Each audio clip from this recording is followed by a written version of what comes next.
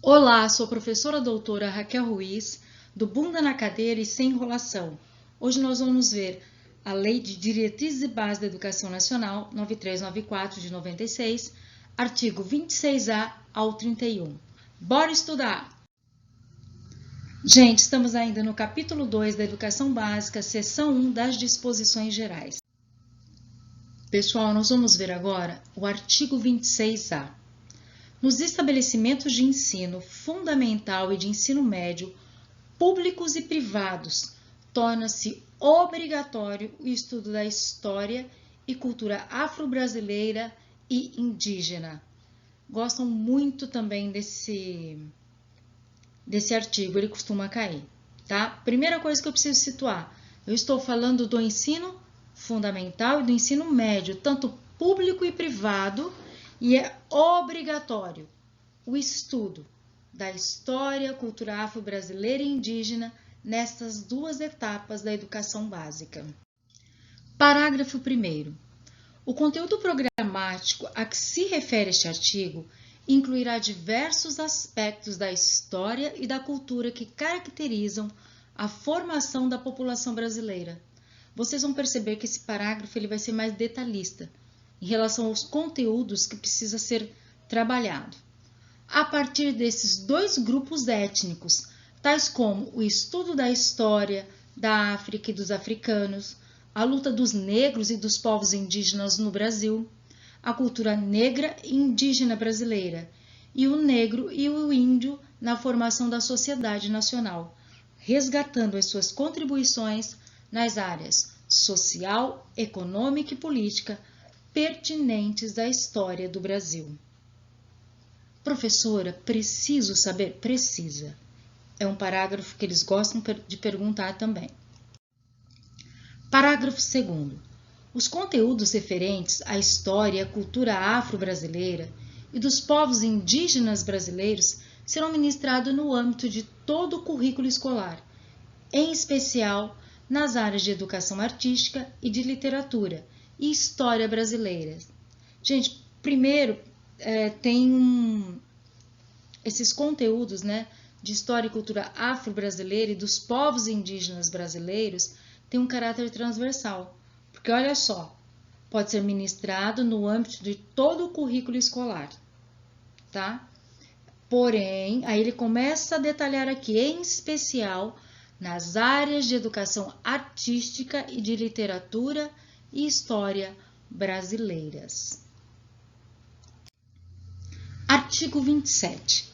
Os conteúdos curriculares da educação básica observarão ainda as seguintes diretrizes. Novamente chamando a atenção de vocês, agora eu vou falar dos conteúdos da educação básica.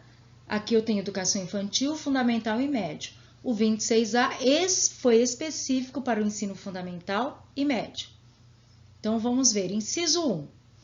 A difusão de valores fundamentais ao interesse social, aos direitos e deveres dos cidadãos, de respeito ao bem comum e à ordem democrática. Essa é uma das diretrizes. Inciso 2. Consideração das condições de escolaridade dos alunos em cada estabelecimento. Sim, gente, isso é muito importante, Nós temos esse atendimento individualizado ao aluno. Saber qual é a condição de escolaridade dele. É extremamente importante. Inciso 3. Orientação para o trabalho. Inciso 4. Promoção do desporto educacional e apoio às práticas desportivas não formais. Agora eu trouxe para vocês aqui no próximo slide o que são essas práticas desportivas não formais. Na verdade, eu trouxe as formais e as não formais, tá? Só para vocês terem uma noção do que caracteriza. As duas caracterizam-se pela intencionalidade, mas se diferem, entre si em relação ao tempo e ao espaço em que ocorrem. Olha só, as práticas de educação formal são regulamentadas com calendário letivo, Tudo é definido anualmente.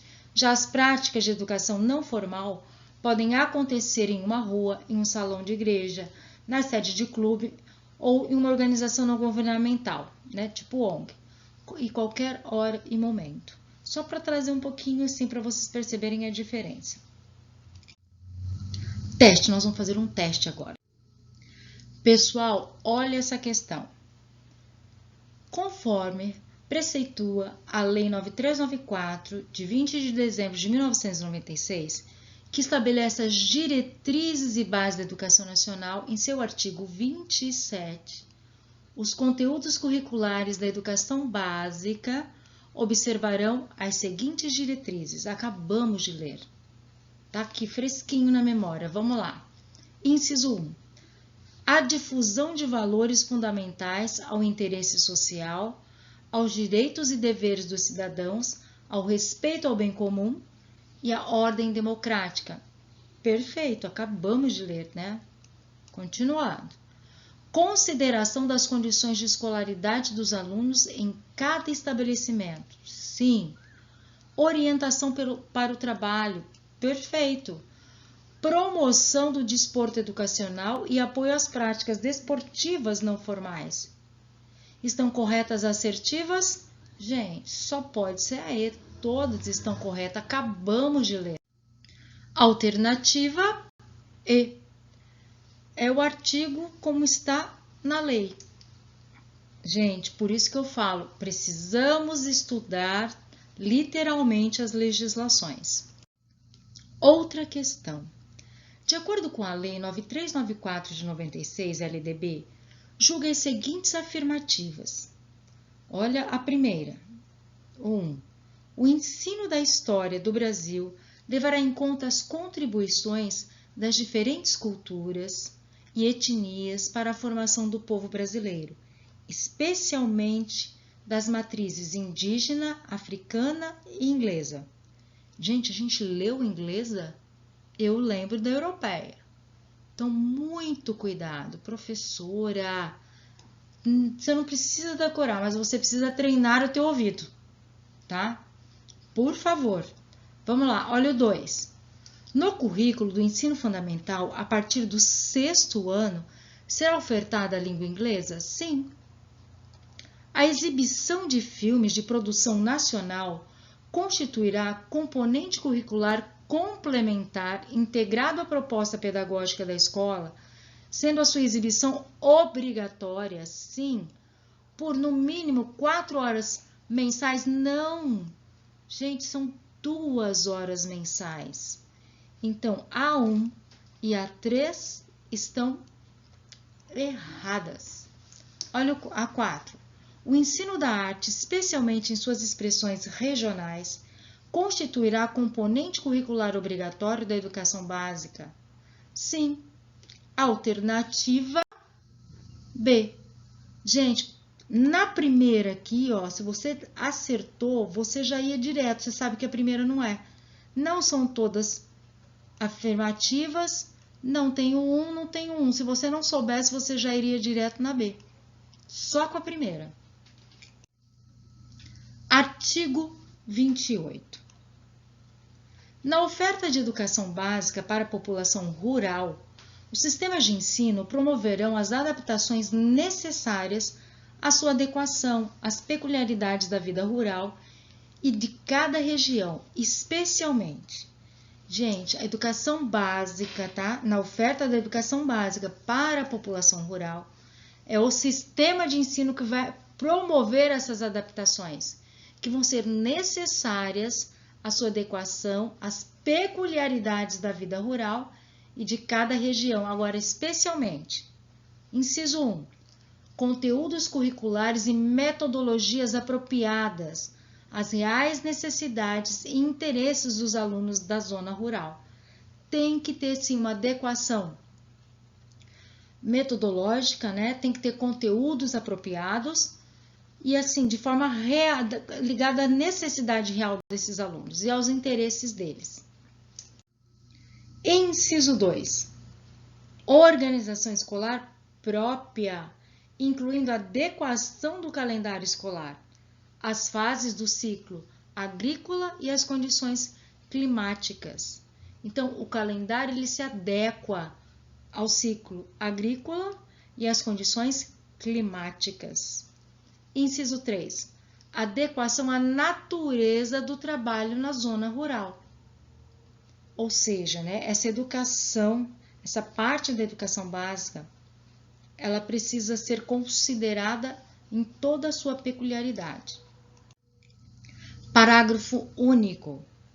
O fechamento de escolas do campo, indígenas e quilombolas será precedido de manifestação do órgão normativo do respectivo sistema de ensino, que considerará a justificativa apresentada pela Secretaria de Educação, a análise do diagnóstico do impacto da ação e a manifestação da comunidade escolar.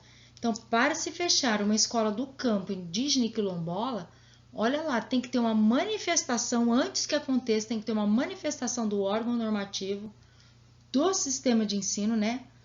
E vai ter que considerar, vai ter que trazer uma justificativa apresentada por quem? Pela Secretaria da Educação e ter uma análise ainda do diagnóstico do impacto dessa ação. E ainda escutar ainda, ter a manifestação da comunidade escolar. Seção 2 da Educação Infantil. Da Educação Infantil, artigo 29. A educação infantil, primeira etapa da educação básica, tem como finalidade o desenvolvimento integral da criança de até 5 anos, em seus aspectos físico, psicológico, intelectual e social, complementando a ação da família e da comunidade. Gente, esse artigo 29, para quem vai prestar PEB 1, é Bíblia, né? Vamos ler de novo? Olha lá, a educação infantil, ela é a primeira etapa da educação básica. Qual que é a finalidade dela? O desenvolvimento integral dessa criança até 5 anos de idade, em seus aspectos físico, psicológico, intelectual e social, e complementando a ação da família e da comunidade. Artigo 30. A educação infantil será oferecida em creches ou entidades equivalentes para crianças de até 3 anos de idade. Então, a creche ela é até 3 anos de idade. E ela pode ser oferecida, né, na creche, essa educação infantil, ou entidades equivalentes para crianças de até 3 anos de idade. Inciso 2. Pré-escola, para as crianças de 4 a 5 anos de idade. Lembrando que essa etapa, ela é o quê? Obrigatória, tá? A obrigatoriedade começa na pré-escola. Artigo 31. A educação infantil será organizada de acordo com as seguintes regras comuns. Inciso 1. A avaliação mediante acompanhamento e registro do desenvolvimento das crianças sem o objetivo de promoção, mesmo para o acesso ao ensino fundamental. Então, a avaliação tem que acontecer como na educação infantil. Tem que ser acompanhada e ter registro do desenvolvimento dessa criança. Porém, eu não posso mirar, né? Ter como objetivo a promoção. Não faz sentido, mesmo para o ensino fundamental. Inciso 2.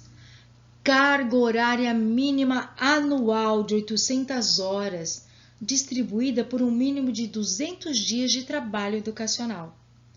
Lembrando que não só a educação infantil, mas também o ensino fundamental e médio tem no mínimo que ser trabalhado 800 horas, né?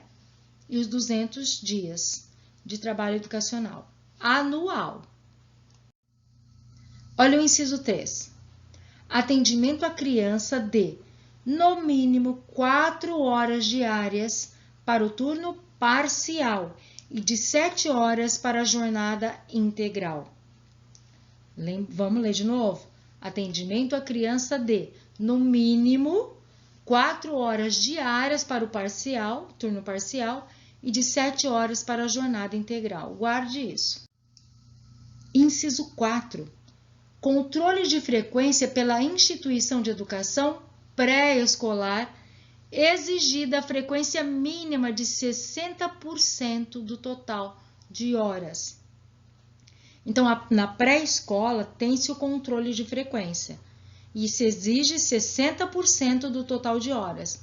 E o ensino fundamental e médio, 75% no mínimo, tá? Mas a educação infantil é 60%. Por que a pré-escola? Porque é a parte obrigatória. E a creche? A creche é um outro controle. Pode até usar esse? Pode, mas é de outra forma. As crianças ficam muito doentes, febre. Então, é mais flexível mesmo. Inciso 5.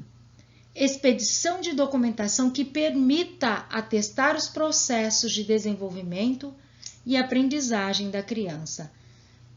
Principalmente, gente, quando eu saio dessa pré-escola e vou para o ensino fundamental.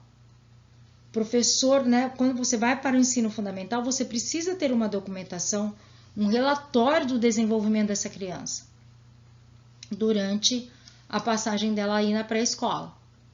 Então, obrigatoriamente tem que ter expedição de documentação que permita atestar os processos de desenvolvimento e aprendizagem da criança. Mais um teste para nós. Olha só essa questão. É incorreto afirmar que a avaliação da educação infantil, primeira coisa, gente, lembrando aqui, é para marcar a incorreta. Cuidado para você não procurar a correta. Questão A, alternativa A. É um conjunto de ações que auxiliam o professor a refletir sobre as condições de aprendizagem oferecidas e ajustar sua prática às necessidades colocadas pelas crianças. Olha, concordo. B. A avaliação deve ser feita com base no acompanhamento, observação e registro do educador em relação ao desenvolvimento e progresso dos seus alunos. Claro, também. C. Não deve possuir caráter rotulador ou quantitativo. Deve, sim, servir como fonte de reflexão e análise. Lembrando de Luquezzi aí, né? Para que possamos perceber até onde chegamos e o que ainda precisamos buscar. Até agora está tudo certo em relação à avaliação de uma educação infantil, para a educação infantil. A D. Deve-se fazer mediante o acompanhamento e registro do seu desenvolvimento com objetivo de promoção para acesso ao ensino fundamental. Gente, é sem o objetivo de promoção. Então, essa daqui está errada. Vamos conferir? Essa mesmo. Não tem como, gente. É sem o objetivo de promoção. Acabamos de ler. E encerramos mais um Bunda na Cadeira e sem enrolação. Pessoal, legislação eu estudo literalmente a lei. E um beijo e até o próximo artigo. Tchau!